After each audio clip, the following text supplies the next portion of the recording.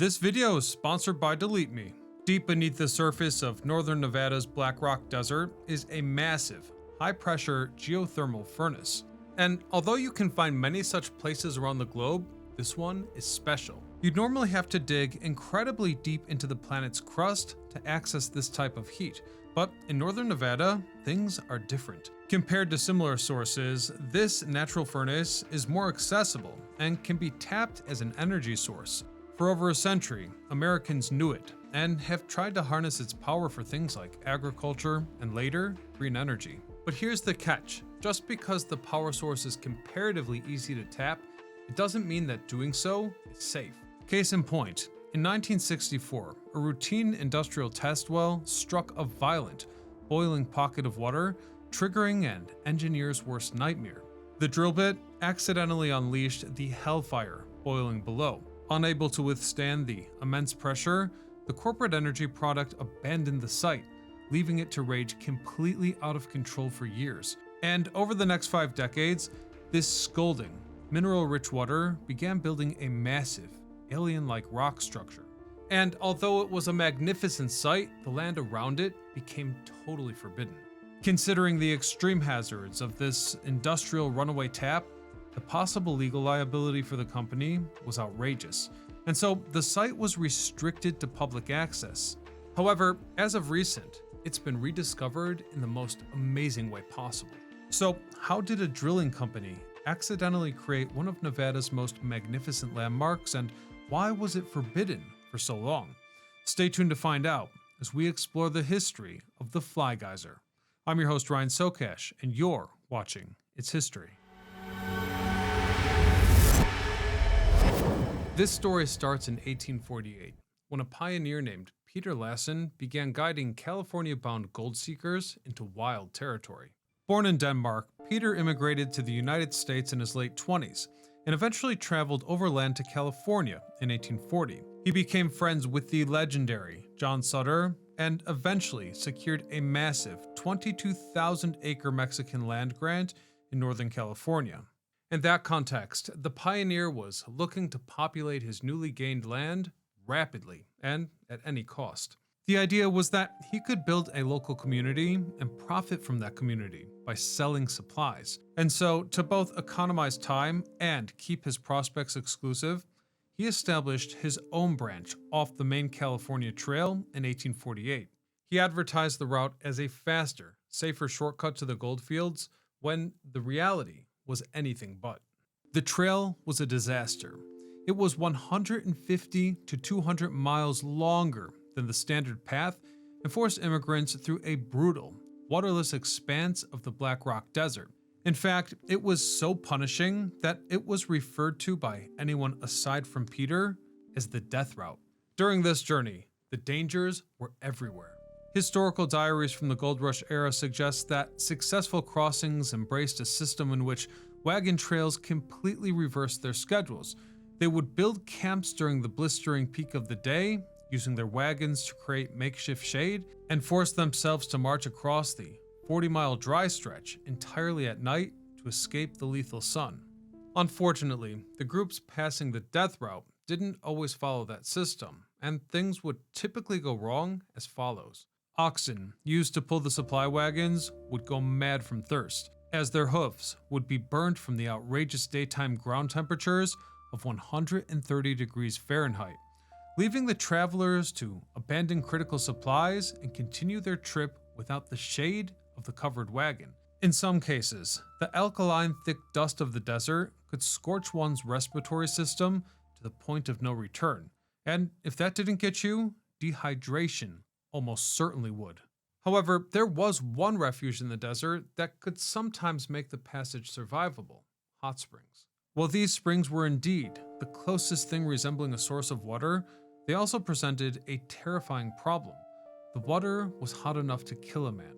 Accordingly, pioneers had to dig long, shallow trenches in the mud to let the boiling water flow away from the main pools. From there, they would wait hours in the freezing desert night for the water to finally cool down to a safe enough temperature so that dehydrated livestock, and the pioneers themselves, would not burn their mouths and throats. And it should be pointed out that the water's taste was repulsive. This water is heavily saturated in things like sulfur, calcium, sodium, and lithium, elements which create a bitter, metallic taste and a rancid, rotten egg smell. And although you might even become ill from consuming the water, it was simply the only option available, and hence, the pioneers sometimes drank this. So basic survival was the earliest known use of these natural hot springs in the desert, but as the gold rush era came and went, a population settled in the area and learned how to better coexist with the brutality of the desert. Though we have to remember that those earliest pioneers learned a hard lesson out there. The open exposure can be deadly. For them it was the sun and the alkaline dust, but for us, that kind of danger comes in a quieter form. Have you ever been concerned about how much of your personal information is available online? Well, you should be, since every year, data brokers are making billions by gaining legal access to users' information, such as phone numbers, email addresses, and home addresses. And oftentimes, they sell it to scammers. This leads anyone with an online presence at risk to identity theft, scams, and harassment. But the good news is that thanks to the sponsor of this video, Delete Me, you can regain your privacy.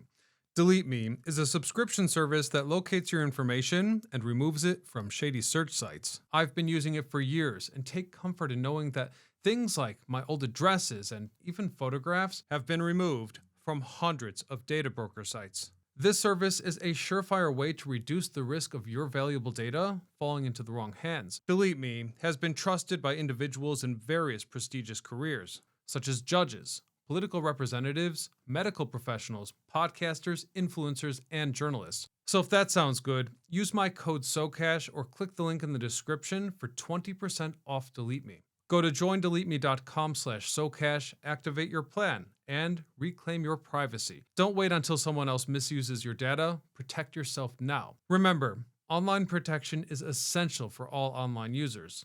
The longer you don't take action, the more at risk you are of exposing that information to the wrong people. Thanks to Delete Me for supporting the channel, but now, back to our story. When early homesteaders established permanent cattle operations in the region, they installed gravity-fed wellheads and a primitive cooling system to water their livestock. These were typically vast networks of long, shallow ditches leading away from bubbling mounds. As the boiling water traveled through the network, its temperature dropped enough that it was safe for animal consumption. This technique also allowed them to irrigate and maintain hundreds of acres of lush, artificial wetlands and grassy fields that kept their livestock fed through the bone-dry Nevada summers. In contrast to that, the hot springs proved to be an amazing source of warmth in the winter months. For example, the Fly Ranch used runoff from geothermal pools to their advantage. Because the water was naturally heated, it created streams and shallow wetlands that never froze. This meant that their cattle had open access to running water 365 days out of the year, without the ranchers ever having to chop ice or spend money on fuel to heat water tanks. As for human consumption, well, as I said before, the water was always unsuitable for that. The ranch families generally utilized shallow groundwater for drinking and cooking in daily life. And since those sources were scarce and could dry out fast, drilling for new sources became a never-ending story. And operations did not always go to plan. For example, in 1916, local ranchers on the Willapa Flat needed to irrigate their crops to keep their operations alive. So they hired drillers to sink a shallow groundwater well. Yet instead of striking a cool, refreshing aquifer, the drill bit slammed into a pressurized geothermal reservoir, and the whole thing blew. The ranchers tried to seal off the well casting, but the underground pressure was relentless. The boiling water quickly ruptured the cap, bubbling out of the open hole and spread across the desert floor. Then, as the superheated water hit the cold desert air, a chemical reaction occurred, and the minerals began to form a tiny ring around the pipe's mouth. From that point forward, year after year, the well kept bleeding mineral-rich water, and layer by layer, the calcium carbonate stacked upwards. Within a few decades, it wasn't just a leaky pipe anymore. It had grown into a solid 12-foot-tall white chimney with a strong resemblance to a wizard's cap.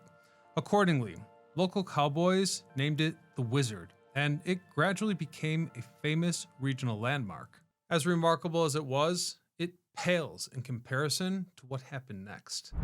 By the 1960s, Pacific Gas and Electric had opened the first large-scale, commercially viable geothermal power plant in the US at a site called the Geyser in Northern California. Having demonstrated to the world that geothermal was indeed a viable solution, the United States began looking for other large-scale sources. And so, in that context, companies began to follow suit. This triggered a massive corporate gold rush throughout the American West, as energy companies raced to find the next big geothermal hotspot. Now, geologists knew that Nevada's Great Basin is unique because the Earth's crust is literally being pulled apart there. Hence, magma sits much closer to the surface than in most of North America.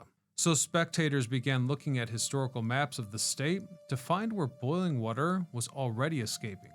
Recalling the site of the Wizard from nearly 50 years prior, the area became a key point of interest.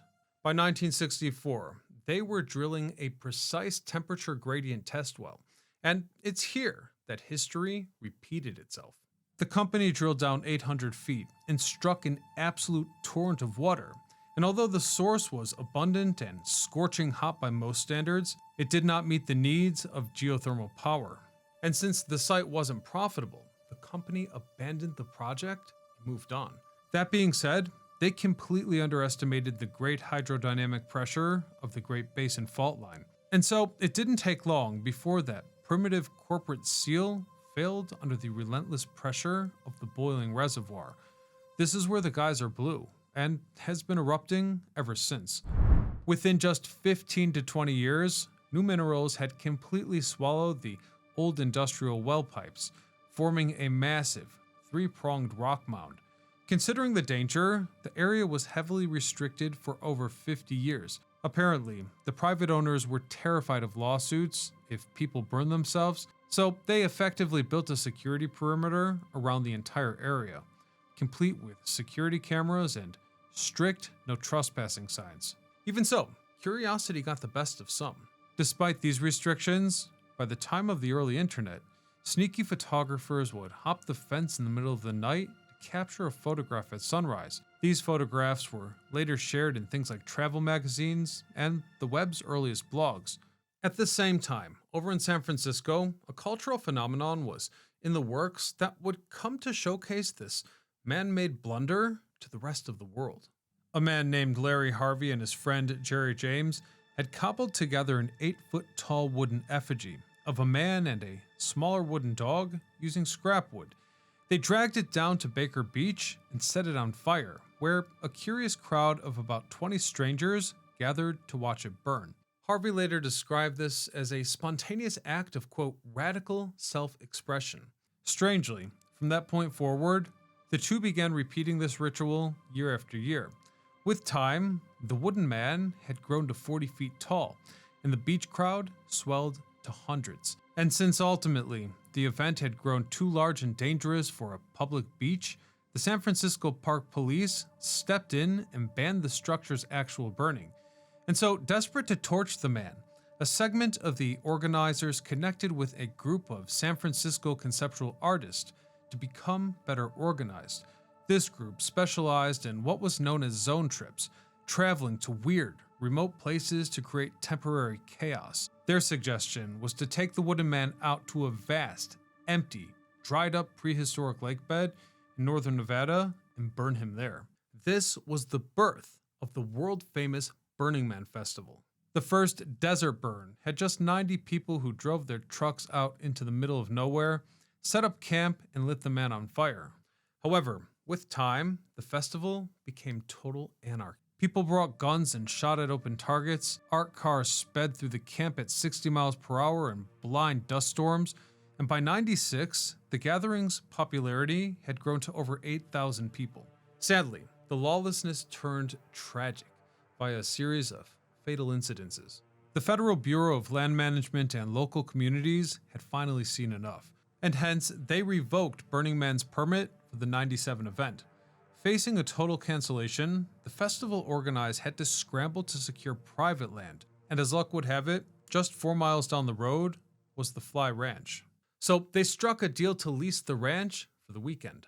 In 1997, 10,000 attendees discovered that just a short bike ride away from their tent lay the marvelous Fly Geyser, surrounded by natural, warm mineral mud pools. This was really special. The restrictions were lifted, and for one historic week, attendees legally lounged right beneath the geyser. Though this would not be an ongoing arrangement. The ecological toll of thousands of people, many of whom apparently soaked in the pristine mud pools, infuriated the landowner.